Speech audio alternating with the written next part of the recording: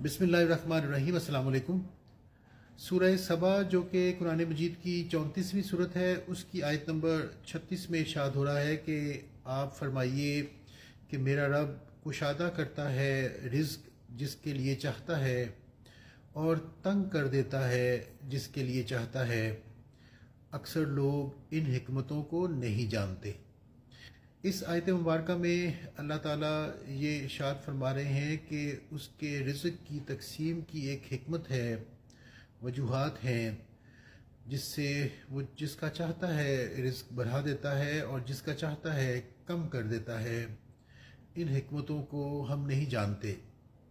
सूरह शुअरा जो कि कुरान मजीद की 42वीं सूरत है, उसकी आयत नंबर 27 में फिर अल्लाह ताला ने वो हिकमत भी बयान कर दी।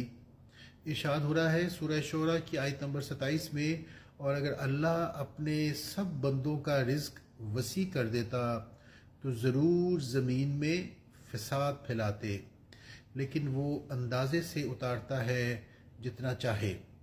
बेशक वो अपने बंदों से ख़बरदार है, इन्हें देखता है। तो इस आयत मुबारक में वो वजूहात बता दी गई कि अगर अल्लाह ताला सबको एक जैसा रिज़्क दे देता तो वो ज़मीन में फ़साद फैलाते।